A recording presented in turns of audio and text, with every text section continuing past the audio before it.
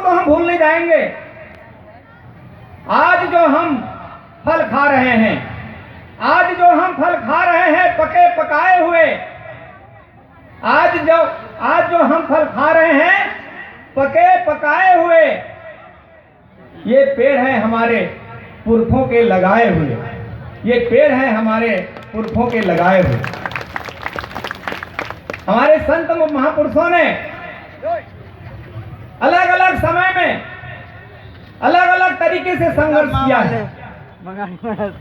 ये सारे संघर्ष जो है बाबा साहब अम्बेडकर ने संविधान में उतारा है। बस हमें पढ़ने की जरूरत है। किसी संविधान विशेषज्ञ ने बहुत ही स्पष्ट शब्दों में मंच में अपने मुखाग्र से कहा है कि अगर हम बुद्ध का रास्ता पकड़ते हैं तो संविधान की ओर चलते हैं, अगर हम कबीर का रास्ता पकड़ते हैं तो संविधान की ओर जाता है, अम्बेडकर को अगर पढ़ते हैं तो संविधान को पढ़ते हैं, और हम घासीदास को पढ़ते हैं तो संविधान को पढ़ते हैं। ये बहुत सारे जो संतों की जो वाणी है उनका संघर्ष है। समय समय पर जो संघर्ष किया है हमारे हक अधिकारों के लिए, परम पूज्य बाबा साहब अम्बेडकर ने इन्हें संविधान के अलग अलग आर्टिकलों में अनुच्छेदों में उसको उतारा है। महात्मा बुद्ध का सिद्धांत, उनका दर्शन समता, स्वतंत्रता, बंधुता और न्याय भारत के संविधान की प्रस्तावना में परिलक्षित होता है। संत रविदास जी का संघर्ष,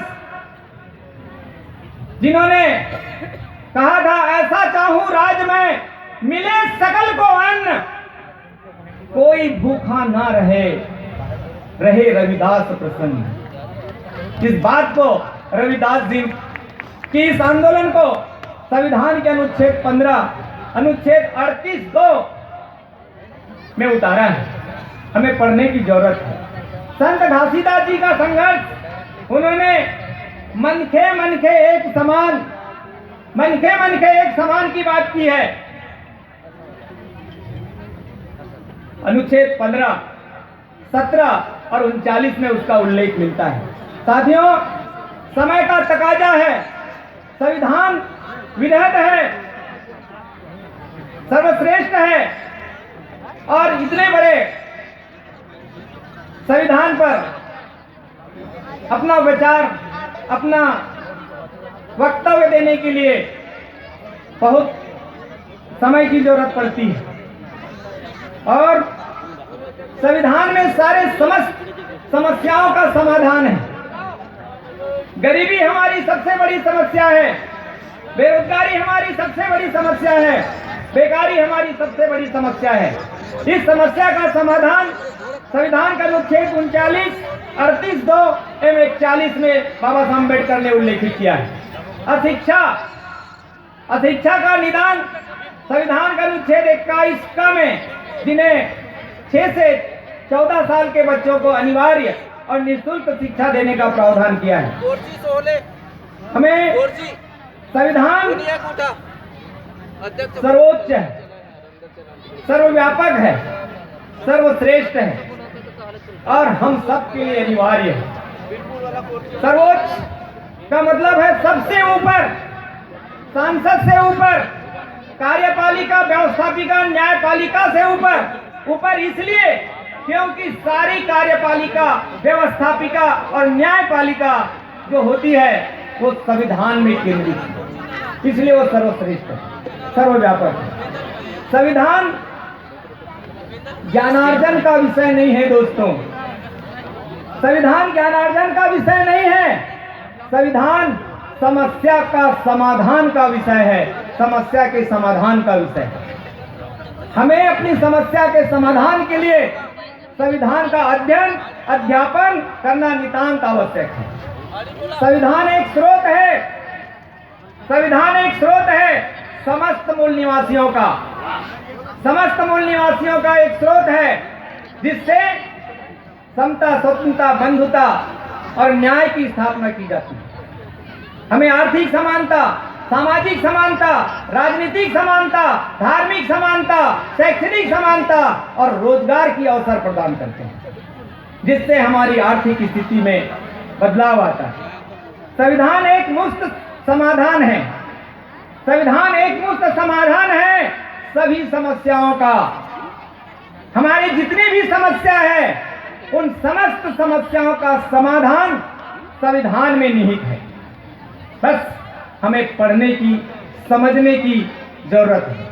आज 75 वर्ष हो गया हम संविधान को हम अंगीकृत, अधिनियमित और आत्मार्पित कर चुके हैं, परंतु हम उसे पूर्ण रूपेण अपने में पालन नहीं किया है।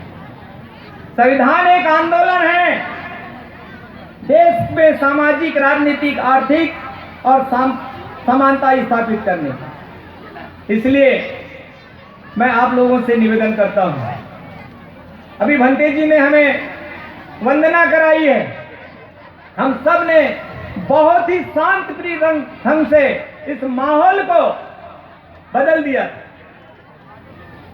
मैं नमन करता हूं, एक बात स्वीकार करता हूं, और मुझे जहां भी अवसर मिलता है मैं संविधान का अध्ययन करता हूं और संविधान पर चर्चा करता हूं। मैं अपने लिए बुद्धं शरणं गच्छामि, धम्मं शरणं गच्छामि, संघं शरणं गच्छामि, और आखिरी जोड़ता हूं संविधान शरणं गच्छामि, संविधान शरणं गच्छामि, संविधान शरणं गच्छामि।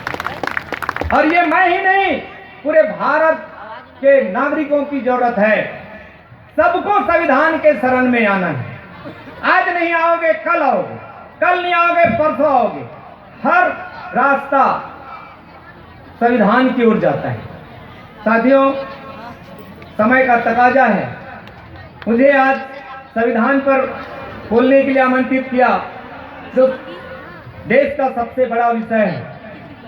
कम समय में आपके बीच में जिन आर्टिकलों को कोट करते हुए मैंने रखा है, निवेदन करता हूं जिसके पास में पुस्तक हो तो वो पुस्तक खोलकर और जरूर देखें, और जिनके पास में संविधान की पुस्तक नहीं है तो कृपया उसे खरीदकर अपने बच्चों को पढ़ाएं, क्योंकि संविधान हमारे लिए अनिवार्य है।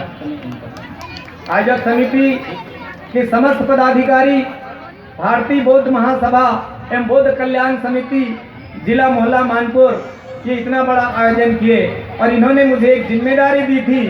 शायद मैं उस जिम्मेदारी को पूरा कर पाया या नहीं कर पाया। मैंने इस कार्यक्रम को सफल बनाने के लिए मुझसे जितना प्रयास हुआ, मैं लोगों से सहयोग प्राप्त किया और आपको लाकर मैंने भेंट किया है। शायद मैं जितना अपेक्षा आप लोगों ने किया था उतना मैं कलेक्शन आपको नहीं दे पाया, फिर भी मैं आपको आश्वस्त करना चाहता हूं कि आगामी अगर ऐसा कार्यक्रम होता है तो और वृहद रूप में हम कलेक्शन करके आयोजक समिति को हम भेंट करेंगे। मैं आप सभी का आभारी हूं, आपने मुझे आमंत्रित किया। जय भीम, जय भीम, जय भीम, नमो बुद्धाय, नमो बुद्धाय। भारत का संविधान जिंदाबाद, भारत का संविधान जिंदाबाद। जिसको नहीं संविधान का ज्ञान वो कैसे करेगा उसका सम्मान। जिसको नहीं संविधान का ज्ञान सभी करेंगे उसका सम्मान। जय भीम, नमो बुद्धाय। धन्यवाद, थैंक यू।